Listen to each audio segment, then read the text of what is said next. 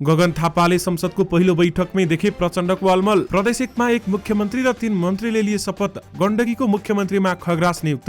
कांग्रेसले आफूलाई विश्वासको मत दिने प्रचण्डको संकेत, त्यस्तो सम्भावना कतै छ? यसबारे पूरी जानकारी।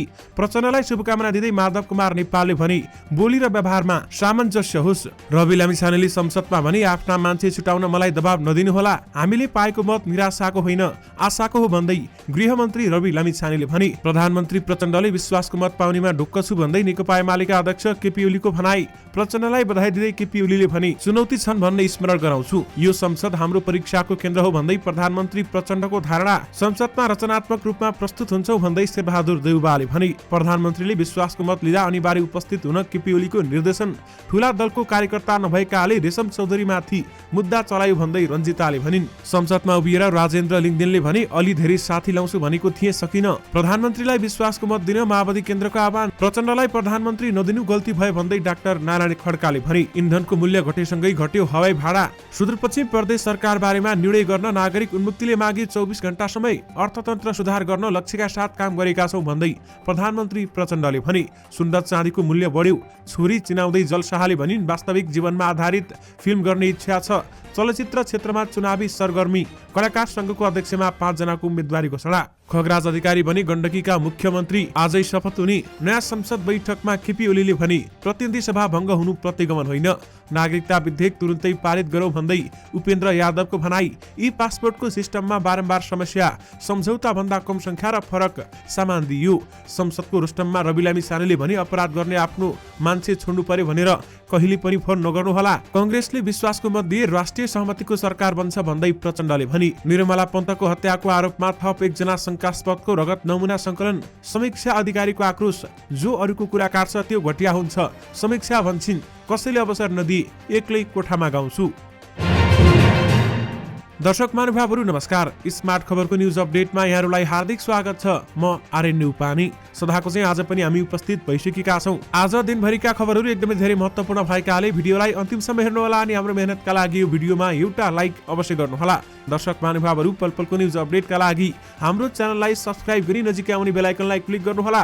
आउनुस् दर्शक महानुभावहरू आज दिनभरिका मुख्य खबर सुरु गरौं रवि लामिछानेको प्रसंगबाट। राष्ट्रिय स्वतन्त्र पार्टीका सभापति तथा उपप्रधानमन्त्री रवि लामिछानेले कुनै पनि कालखण्डमा भएको भ्रष्टाचारको विषयमा सरकार निर्मम हुने बताएका छन्। आज प्रतिनिधि सभाको बैठकमा सम्बोधन गर्दै उनले भ्रष्टाचार छानबिनमा सरकार कटिबद्ध रहेको बताएका छन्। कुनै कालखण्डमा भएको भ्रष्टाचारका विषयमा सरकार निर्मम भएर खडा हुनेछ भन्दै उनले बताएका छन्। यसअघि भएका भ्रष्टाचारका घटनाको छानबिनमा पनि संसद क्रियाशील हुनुपर्ने उनले बताए। उनले भ्रष्टाचारको छानबिनमा राजनीतिक दल, नेता र सांसदले दबाव र प्रभाव पार्न नहुने पनि बताए। कुनै अपराध छानबिनमा आफ्ना मान्छे छुटाउन दबाव नदिनुहोला भन्दै उनले भने।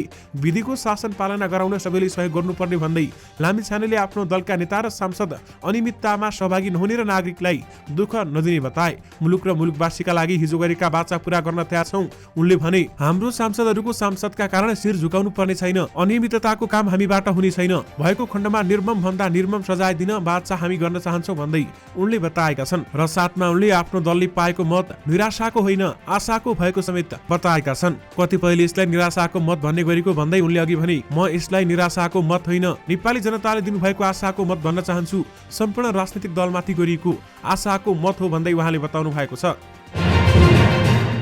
निर्मला पन्तको हत्यामा संलग्न रहेको आशंकामा प्रहरीले थप 1 जनाको रगतको नमुना संकलन गरेको छ। डीएनए परीक्षण गर्न कञ्चनपुरको भीमदत्त नगरपालिका घर भएका 1 जना युवकको रगत संकलन गरेर काठमाडौँ पठाएको जिल्ला प्रहरी कार्यालय कञ्चनपुरका 1 जना अधिकृतले हामीलाई बताउनु भएको छ। पुस 21 गते अघि निर्मला पन्तको हत्यामा संलग्न आशंकामा प्रहरीले 2 जनाको नमुना संकलन गरेको थियो भने त्यति बेलामा रगतको नमुना दिनेहरू भारतीय नागरिक हुन्। संकलित नमुना परीक्षणका लागि काठमाडौँ स्थित प्रहरीको विधि विज्ञान प्रयोगशालामा ल्याइएको छ। 10 साउन 2075 कञ्चनपुरको भीमदत्त नगरपालिका उल्टा खामकी निर्मला पन्तको बलात्कारपछि हत्या भएको थियो। 13 वर्षीय निर्मलाको हत्यामा संलग्न आशंकामा अनुसन्धान टोलीले 2 जनाको रगतको नमुना संकलन समेत गरिसकेको छ। निर्मलाको हत्या भएको 25 दिनपछि पक्राउ गरेका दिलीप सिंह विष्टको डीएनए भजाइनल स्वाबसँग नमिलेपछि उनलाई रिहा गरिएको थियो। दर्शक महानुभावहरू अहिले पनि अनुसन्धान भइरहेको छ। उपप्रधान एवं गृहमन्त्री रवि लामिछानेले पदभार ग्रहण गरेपछि निर्मला पन्तको हत्याबारेमा न्यायिक छानबिन गर्नुपर्ने पहिलो निर्णय गरेका थिए। नेकपा एमालेका अध्यक्ष केपी शर्मा ओलीले प्रधानमन्त्रीले विश्वासको मत पाउनेमा आफू ढुक्क रहेको बताएका छन्। प्रतिनिधि सभाको पहिलो बैठकलाई सम्बोधन गर्दै ओलीले भने मंगलबार विश्वासको मत लिँदै हुनुहुन्छ प्रधानमन्त्रीज्यूले, म ढुक्क छु, उहाँले प्राप्त गर्नुहुनेछ, तर चुनौती छन् भन्ने नबिर्सिन पनि उनले प्रधानमन्त्रीलाई आग्रह गरेका छन्। प्रधानमन्त्री प्रचण्डलाई सम्बोधन गर्दै उनले भने चुनौती छन् भन्ने पनि स्मरण गराउन चाहन्छु। र साथमा नेकपा एमालेले विश्वासको मत दिनका लागि अनिवार्य रूपमा उपस्थित हुन आफ्ना सांसदहरूलाई निर्देशन दिएको छ। संसद बैठक सुरु हुनु अघि बानेश्वर स्थित संसद भवनमै बसेको संसदीय दलको बैठकमा दलका नेता केपी शर्मा ओलीले यस्तो निर्देशन दिएका हुन्। सत्ता साझेदार दल एमालेका अध्यक्ष केपी शर्मा ओलीले संसद विघटन गरिनु प्रतिगमन नभएको बताएका छन्। प्रतिनिधि सभा भङ्ग हुनु प्रतिगमन होइन। आज संसदको बैठकलाई सम्बोधन गर्दै ओलीले भने संसदमा सरकार बन्नु र संसदमा सरकार ढल्नु प्रतिगमन होइन, अन्यत्र लडेर षड्यन्त्रबाट सरकार ढाल्नु प्रतिगमन हो। ओलीले आफू प्रधानमन्त्री हुँदा 2 पटक संसद विघटन गरेका थिए। ओली भन्दा अघि बोलेका नेपाली कांग्रेसका सभापति शेरबहादुर देउवाले विघटन भएको संसद पुनः स्थापना भई 5औं वर्ष चलेको र चुनावबाट नयाँ अधिवेशन सुरु भएको बताएका थिए। एमाले अध्यक्ष ओलीले त्यसतर्फ लक्षित गर्दै अहिलेको सत्ता गठबन्धन प्रतिगमनतर्फ नजाने पनि बताए। उनले अहिलेको गठबन्धन राष्ट्रियताको पक्षमा उभिने बताएका छन्। प्रधानमन्त्री पुष्पकमल दाहाल प्रचण्डले यो संसद आफूहरूको परीक्षाको केन्द्र भएको बताएका छन्। प्रतिनिधि सभाको बैठकमा सम्बोधन गर्दै उनले सुशासन र जनताको जीवनमा सार्थक परिवर्तन ल्याउन सक्ने कि नसक्ने भन्ने परीक्षा संसदमा हुने बताएका छन्। हामीले सुशासन दिन सक्छौं कि सक्दैनौं, जनताको जीवनमा सार्थक परिवर्तन ल्याउन सक्छौं कि सक्दैनौं। उनले भने यो संसद हाम्रो परीक्षाको केन्द्र हो।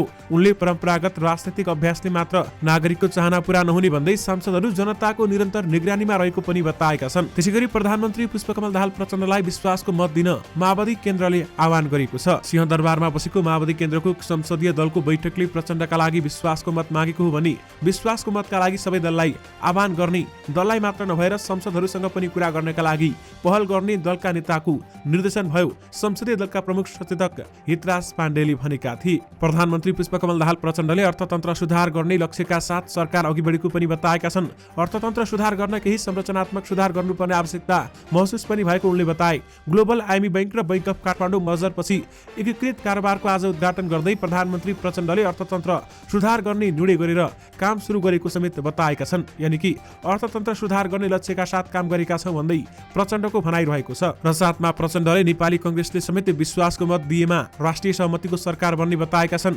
माओवादी संसदीय दलको कार्यालय सिंहदरबारमा बोल्दै प्रचण्डले कांग्रेसले समेत विश्वासको मत दिने संकेत दिएको बताएका छन्। कांग्रेसले समेत हामीलाई विश्वासको मत दिने संकेत देखाएको छ। यदि कांग्रेसले समेत विश्वासको मत दिएमा यो राष्ट्रिय सरकार बन्छ भन्दै प्रचण्डले भनेका छन्।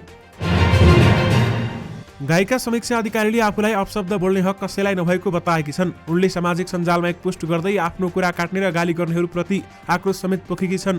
उनले आफ्नो कुरा काट्नेलाई घस्यौटाको संज्ञा दिएकी छन्। जो अरूको कुरा काट्छ त्यो तल्लो स्तरको अर्थात् घटिया हुन्छ। यी रुख होइनन्, फल र फूल पनि होइनन्, पात हुन्, खसेर घस्यौटा बन्ने र जता हावा लाग्छ उतै उड्ने। उनले अगाडि लेखेकी छन्, यहाँ अरूको कुरा काट्ने यस्ता घस्यौटा धेरै छन्। उनले कसैलाई आफ्नो गीत सुन्नु छैन भने नसुन्दा हुन्छ भन्दै अपशब्द सुन्न मन नभएको स्पष्ट पारेकी छन्। दर्शक महानुभावहरू, सामाजिक सञ्जाल फेसबुकमा एउटा स्टाटस लेख्दै उनले आफ्नो असन्तुष्टि व्यक्त गरेकी हुन्। उनले आफ्नो पोस्टमा भनेकी छन्, मानिस 3 किसिमका हुने भन्दै समीक्षाले लेखेकी छन्। उच्च स्तरको त्यो हो जसले विचार र सिद्धान्तका कुरा गर्छ, व्यक्तिको होइन व्यक्तित्वको कुरा गर्छ। मध्यम स्तरका ती हुन् जसले घटनाको कुरा गर्छन्, जस्तै गाडी लड्यो, अन्डा फुट्यो, अनि जो व्यक्तिको बारेमा कुरा गर्छ, अरूको कुरा काट्छ, त्यो तल्लो स्तरको अर्थात् घटिया हुन्छ। छोरी मान्छेले सानो उमेरमा राम्रो नराम्रो छुट्याउन नजान्ने र मान्छेका जालझेल नबुझ्ने कुरा उनले स्टाटसमा उल्लेख गरेकी छन्। सानो उमेरमा पनि छोरी मान्छे बहकिन्छन्, भविष्यको बारेमा निर्णय गर्न जान्दैनन्, देश कस्ता कानुनमा जेलिएको छ भन्ने उनीहरूलाई थाहा हुँदैन। उनले लेखेकी छन्, सपनाको दुनियाँमा अगाडि बढ्दा गलत बाटोमा पनि पर्न सक्छन्। समाजले, अभिभावकले यो बुझ्नुपर्छ। आफू गायिका बन्नकै लागि जन्मेको भन्दै स्वरले साथ दिँदासम्म गाइरहने जिकिर पनि उनले गरेकी छन्। उनले लेखेकी छन्, कसैले मेरो गीत सुनोस् नसुनोस्, कसैले मलाई अवसर देउस् नदेउस्, म एक्लै कोठामा गाउँछु, एकान्तमा गाउँछु, आफ्नै युट्युब च्यानलमा गाउँछु। आफूलाई अपशब्द प्रयोग गर्नेहरूप्रति आक्रोश व्यक्त गर्दै कसैलाई पनि अपशब्द प्रयोग गरेर गाली गलौज गर्ने अधिकार नरहेको जनाएकी छन्। साथै नबोली बस्दा धेरैले हिपेको भन्दै अबका दिनमा चुपचाप नलाग्ने संकेत पनि उनले गरेकी छन्। राष्ट्रिय प्रजातन्त्र पार्टीका अध्यक्ष राजेन्द्र लिङदेनले अघिल्लो संसदमा प्रतिज्ञा गरे अनुसार धेरै साथी लिएर आउन नसकेको बताएका छन्। 4 मङ्सिरको चुनावबाट निर्वाचित प्रतिनिधि सभाको पहिलो बैठकमा बोल्दै उनले धेरै संख्यामा प्रतिनिधित्व हुन नसके पनि जनताको भावनाको बलियो प्रतिनिधिको रूपमा आएको बताएका छन्। अघिल्लो कार्यकालमा यो संसद भवन छोड्ने बेलामा अलि धेरै साथी लिएर आउँछु भनेको थिएँ, धेरै त लिएर आउन सकिन, तर जनताको भावनाको एउटा बलियो प्रतिनिधिको रूपमा हामी संसदमा आएका छौँ भन्दै उनले भनेका छन्। अध्यक्ष लिङदेनले जनताले एउटा राजनीतिक दलमाथि पूर्ण रूपमा विश्वास गर्न नसकेको र सबै दल र विचारलाई मिलेर अघि बढ्न जनादेश दिएको समेत बताएका छन्। नागरिक उन्मुक्ति पार्टीले सुदूरपश्चिम सरकारमा पार्टीको सहभागिता बारेमा निर्णय गर्न 24 घण्टाको समय माग गरेको छ। सत्ता साझेदार दलका शीर्ष नेताहरूको आइतबार बसेको बैठकले सातै प्रदेशको मुख्यमन्त्री, सभामुख र उपसभामुखको भागभण्डा गरेको थियो, जसमा नागरिक उन्मुक्ति पार्टीलाई सुदूरपश्चिम प्रदेशको उपसभामुख लिन प्रस्ताव गरिएको थियो। सुदूरपश्चिममा सरकार गठनमा निर्णायक बनेको नागरिक उन्मुक्ति पार्टीले भने मुख्यमन्त्री दाबी गर्दै आएको थियो। नागरिक उन्मुक्ति पार्टीका नेता गंगाराम चौधरी भन्छन्, प्रदेश सरकारको हकमा के गर्ने भन्ने निर्णय गर्न हामीले 24 घण्टाको समय मागेका छौं, आज साँझसम्ममा टुङ्गोमा पुग्छौं भन्दै उनले बताएका छन्। नागरिक उन्मुक्ति पार्टीकी अध्यक्ष रञ्जिता चौधरीले रेशम चौधरीलाई राजनीतिक संरक्षण नभएकै कारण मुद्दा लगाएको बताएकी छन्। प्रतिनिधि सभाको पहिलो बैठकलाई सम्बोधन गर्दै उनले रेशम माओवादी, कांग्रेस, एमाले जस्ता ठूला दलको कार्यकर्ता नभएकै कारण मुद्दा लगाएको टिप्पणी गरेकी छन्। न्याय खोज्दै संसदमा आइपुगेको बताउँदै उनले भनिन्, रेशम चौधरीलाई किन मुद्दा लगाइयो? कांग्रेस, एमाले, माओवादीका ठूला दलको नेता नभएकै कारण मुद्दा लगाइयो र थारू भएकै कारण रेशमसँगै अरूलाई 5 वर्षदेखि जेलमा राखियो। टिकापुर घटना बन्द कोठामा घटाइएको घटना नभएको बताउँदै उनले भनिन्, टिकापुर थारू आन्दोलन, टिकापुर घटना कुनै बन्द कोठाभित्र घटाएको घटना थिएन। हजारौंको भिडमा नदेखिएको रेशम चौधरीलाई आज पनि कारागारमा थुनिएर राखिएको छ। आज बसेको प्रतिनिधि सभाको पहिलो बैठकमा कांग्रेस सभापति शेरबहादुर देउबा, प्रधानमन्त्री पुष्पकमल दाहाल प्रचण्ड र गृहमन्त्री एवं राष्ट्रिय स्वतन्त्र पार्टीका अध्यक्ष रवि लामिछाने पनि उपस्थित रहेका थिए र उनले त्यही यस्तो कुरा बताएकी हुन्। नेपाली कांग्रेसका सभापति शेरबहादुर देउबाले संविधानको रक्षाका लागि विशेष योगदान गर्न सांसदहरूलाई आग्रह गरेका छन्। प्रतिनिधि सभाको पहिलो बैठकलाई सम्बोधन गर्दै शेरबहादुर देउबाले संसदको ठूलो दल कांग्रेस रचनात्मक रूपमा प्रस्तुत हुने र जनताको मुद्दासँग जोडिरहने बताएका छन्। देउबाले भनेका छन्, प्रतिनिधि सभाको यो कार्यकाल संविधानको सुरक्षा, कार्यान्वयन र संघीय लोकतान्त्रिक व्यवस्थाको सबलीकरणका लागि विशेष योगदान गर्न सकोस्, हामी सबै त्यसमा संलग्न हुन सकौं। उनले प्रधानमन्त्री नियुक्त भएकोमा प्रधानमन्त्री पुष्पकमल दाहाल प्रचण्डलाई बधाई दिएका छन्। एकीकृत समाजवादीका अध्यक्ष माधव कुमार नेपालले प्रधानमन्त्रीले पनि संविधानको पालना गर्नुपर्ने भन्ने मनन गर्न आग्रह गरेका छन्। प्रतिनिधि सभाको पहिलो बैठकलाई सम्बोधन गर्दै नेपालले नवनियुक्त प्रधानमन्त्री पुष्पकमल दाहाल प्रचण्डलाई बधाई दिएका छन्। प्रचण्डले सबै क्षेत्रमा परिवर्तन देखिने गरी काम देखाउने प्रतिबद्धता व्यक्त गरेको भन्दै उनले भनेका छन्, परिवर्तनको अनुभूति जनताले गर्न पाउने गरी काम अगाडि बढोस्, बोली र व्यवहारमा सामञ्जस्य आओस्। मंगलबार प्रधानमन्त्रीले विश्वासको मत लिने त भएको उल्लेख गर्दै उनले एकीकृत समाजवादीले के गर्छ भन्ने चाहिँ खुलाएनन्। उनले भने, हामी पनि चाहन्नौ कि छिनछिनमा सरकार परिवर्तन होस्। सरकारले इन्धनको मूल्यमा प्रति लिटर 20 रुपियाँ कटौती गरेसँगै हवाई भाडा समेत घटेको छ। वायुसेवा सञ्चालक संघका अनुसार काठमाडौँबाट धनगढीको उडानमा सबैभन्दा धेरै 885 रुपियाँ भाडा घटेको छ भने यसअघिको रुटमा यात्रुले हवाई इन्धनका लागि मात्र 8,395 रुपियाँ तिरिरहेकोमा अब 7,510 रुपियाँ तिरे पुग्नेछ। यससँगै धनगढीको अधिकतम भाडा 16,140 रुपियाँमा झारेको छ। काठमाडौँबाट हुने माउन्टेन फ्लाइटमा 685 रुपियाँ भाडा घटेको छ भने अब माउन्टेन फ्लाइटको अधिकतम भाडा 14,205 रुपियाँ कायम भएको छ। काठमाडौँबाट भद्रपुरका लागि 600 रुपियाँ भाडा घटेको छ। विराटनगरलाई 485, जनकपुरका लागि 260, भरतपुरका लागि 215, पोखराका लागि 320 कम तिरे पुग्नेछ भन्दै बताइएको छ। सुन र चाँदीको मूल्य बढेको छ। नेपाल सुनचाँदी व्यवसायी महासंघका अनुसार आज सुनको मूल्य तोलामा 600 र चाँदीको मूल्य तोलामा 10 रुपियाँले बढेको हो। आज छापावाला सुनको मूल्य तोलामा 1,03,900, तेजाबी सुनको मूल्य 1,03,400 र चाँदीको मूल्य 1,390 रुपियाँ तोकिएको हो। सरकारले 2078 मङ्सिर गतेबाट सुरु गरेको विद्युतीय राहदानी अर्थात् ई पासपोर्टको छपाई तथा नाम दर्तामा पटक पटक समस्या देखिने गरेको छ। पछिल्लो समय पुस 17 गतेदेखि विद्युतीय राहदानी तयार पार्न सफ्टवेयरमा समस्या आएपछि आवेदन लिने काम समेत बन्द गरिएको छ। सिस्टममा समस्या आएपछि पुस 19 गते राहदानी विभागले नै सूचना निकालेर समयमै पासपोर्ट वितरण गर्न नसकिने बताएको थियो।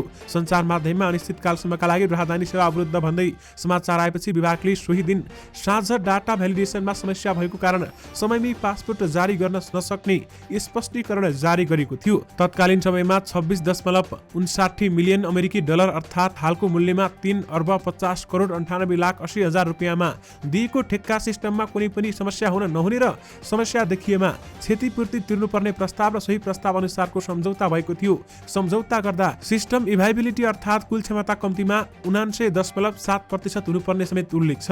तर सम्झौतामा भए अनुसारको सफ्टवेयर र हार्डवेयर प्रयोग नगर्दा ई पासपोर्टको सिस्टममा पटक पटक समस्या आएको स्रोतको दाबी रहेको छ। दर्शक महानुभावहरू, ई पासपोर्टको सिस्टममा बारम्बार समस्या देखिएको छ भने सम्झौता भन्दा कम र फरक सामान दिइयो भन्दै बताइएको छ। नेपाली कंग्रेसका महामन्त्री गगन कुमार थापाले प्रतिनिधि सभा विघटन प्रतिगमन थियो कि थिएन भन्ने फेरि बहस सुरु भएको बताएका छन्।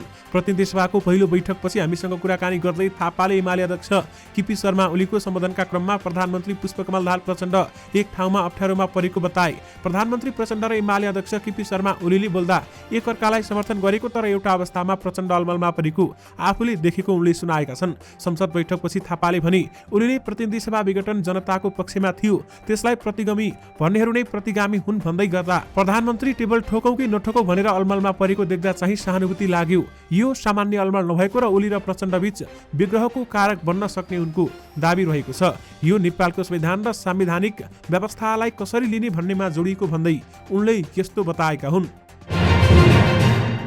प्रदेश एकका मुख्यमन्त्री हिक्मत कार्कीले पद तथा गोपनीयताको शपथ लिएका छन्। प्रदेश प्रमुख परशुराम खापुङसँग कार्कीले पद तथा गोपनीयताको शपथ ग्रहण गरेका हुन्।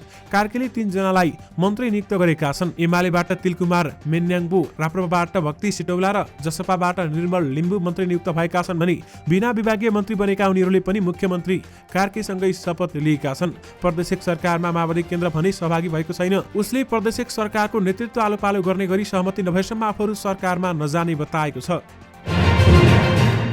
गण्डकी प्रदेशको मुख्यमन्त्रीमा नेकपा एमाले संसदीय दलका नेता खगराज अधिकारी नियुक्त भएका छन्। प्रदेश प्रमुख पृथ्वीमान गुरुङले संविधानको धारा 168 को धारा 2 बमोजिम 2 वा 2 भन्दा बढी दलको समर्थनमा बहुमत जुटाएका प्रदेश सभा सदस्यका हैसियतमा अधिकारीलाई मुख्यमन्त्री नियुक्त गरेका हुन्। 60 सदस्यीय प्रदेश सभामा एमालेका 22, माओवादीका 8, राप्रपाका 2 र स्वतन्त्र सांसद दीपक मनाङ्गे 33 जनाको समर्थनमा खगराजले मुख्यमन्त्रीमा दावी गरेका थिए। गण्डकीको मुख्यमन्त्रीमा खगराज नियुक्त भएका छन्। हालैको आम निर्वाचनबाट सबभन्दा ठूलो दल बनेको नेपाली कंग्रेस सत्ता बाहिर पुगेको छ। हठात आइपुगेको यो परिस्थितिले निर्मम समीक्षा गर्न कंग्रेसको 28 पुसदेखि केन्द्रीय समितिको बैठक समेत बोलाएको छ। निर्वाचनमा ठूलो दल भएर कंग्रेसलाई सत्ता बाहिर पुर्याएको भनी पार्टीभित्र सभापति शेरबहादुर देउबाको आलोचना भइरहेको छ भने विश्वास पात्रको गुमराहमा राखेर उनलाई परिस्थिति आकलन गर्न नसक्ने अवस्थामा पुर्याएको आरोप प्रत्यारोप अहिले कंग्रेसमा रहेको छ। दर्शक महानुभावहरू, विश्वास पात्र मध्ये पर्ने डाक्टर नारायण खड्का भने सभापतिलाई कसैले गुमराहमा राख्न नसक्ने बताउँछन्। दर्शक महानुभावहरू, उनले भनेका छन् प्रचण्डलाई प्रधानमन्त्री नदिनु नै सबैभन्दा ठूलो गल्ती भयो भन्दै डाक्टर नारायण खड्काको भनाइरहेको छ। अभिनेत्री जल शाह यति बेलामा छोरी कलशलाई लिएर नेपाल आएकी छन्। काठमाडौँ टेक्ने बित्तिकै उनलाई साथीभाइ र कलाकार भेट्न भ्याइ नभ्याइ छ। समकालीन अभिनेता रमेश उप्रेतीसँग हिमालय टिभीबाट प्रसारण हुने कार्यक्रम इन्द्रणी पुगेर उनले रमाइलो पनि गरिन्। नेपालमा झन्डै 1 महिना रहने जलले उपयुक्त कथावस्तु पाए फिल्ममा कमब्याक गर्न सक्ने समेत बताइन्। आफू राम्रो कथावस्तुको पर्खाइमा रहेको जनाउँदै जलले वास्तविक जीवनमा आधारित फिल्ममा अभिनय गर्ने रुचि रहेको समेत बताएकी छन्। म अभिनय भनेपछि मर्ने मान्छे हुँ, अभिनय बाहेक केही पनि आउँदैन, राम्रो सब्जेक्टको पर्खाइमा छु, वास्तविक जीवनमा आधारित फिल्म गर्ने इच्छा छ भन्दै उनले भनेकी छन्। दर्शक महानुभावहरू, उनले आफ्नो छोरीलाई पहिलो पटक चिनाएकी छन् र त्यो तस्बिर तपाईहरूले स्क्रिनमा देखिरहनु भएको छ। माघ महिना लागेपछि मनोरञ्जन क्षेत्रमा चुनावी माहौल सुरु हुँदैछ। फागुन 19 गते प्राविधिक संघले नयाँ कार्यसमितिका लागि चुनाव गर्दैछ भने चैत 4 गतेको लागि कलाकार संघले नयाँ नेतृत्व चुन्न महाधिवेशन गर्दैछ। फागुन 17 गते चलचित्र पत्रकार संघको चुनाव हुँदैछ। निर्माता संघ र चलचित्र संघमा यस वर्ष चुनाव नहुने भए पनि यी दुई संस्था अन्य कारणले चर्चामा छन्। चलचित्र निर्माता संघले फागुन 29 गते राष्ट्रिय भेला बोलाएको छ भने चलचित्र क्षेत्रमा चुनावी सरगर्मी देखिएको छ र कलाकार संघको अध्यक्षमा 5 जनाको उम्मेदवारी परेको छ। कलाकार संघको अध्यक्षका लागि सबिन श्रेष्ठ, रेजिना उप्रेती, सुशान्त कुमार श्रेष्ठ र मोहन निरौलाले उम्मेदवारी दिने घोषणा गरिसकेका छन्। चारै जनाले अध्यक्ष पदमा उठ्ने घोषणा गर्दै माहौल आफ्नो पक्षमा ल्याउन कसरत थालिसकेका छन्। जनता समाजवादी पार्टीका संघीय संसदीय दलका नेता रामसाहेब प्रसाद यादवले नागरिकता विधेयक यस संसदले पारित गर्न पर्ने बताएका छन्। सोमबार प्रतिनिधि सभा सदस्यको पहिलो बैठकमा सम्बोधन गर्दै उनले नागरिकता विधेयक पारित नहुँदा नागरिकहरू अनागरिक हुन बाध्य भएको बताएका छन् भने देशका अधिकांश नागरिक अनागरिक भएर बसेका छन्। जन्मसिद्धका सन्तान अहिले पनि आमाबुवा नागरिक र आफ्नै अनागरिक भएर बसेका छन्। कयौं आत्महत्या गर्नुपर्ने अवस्थामा छन्। उनले भने आज दुवै सदनबाट पारित भएर दुई चोटि राष्ट्रपति कार्यालयमा थन्किएका छन्। अब 1 महिनाभित्र होइन, तुरुन्त पारित गरेर नागरिकलाई नागरिक बनाउन प्रतिबद्धता जाहेर गरौँ भन्दै उहाँले बताउनु भएको छ। सत्ता गठबन्धनले 1 महिनाभित्र नागरिकता विधेयक पारित गर्ने समेत जनाएको छ। दर्शक महानुभावहरू, यो सँगै तपाईँहरूमा आजका सबै दिनभरका तथा देश विदेशका मुख्य खबरहरू राखिसकेका छौँ। फेरि पनि तपाईँहरूमा नयाँ मुख्य समाचारको साथमा उपस्थित हुने नै छौँ। अहिलेलाई भने मलाई बिदा दिनुहोस्। नमस्कार।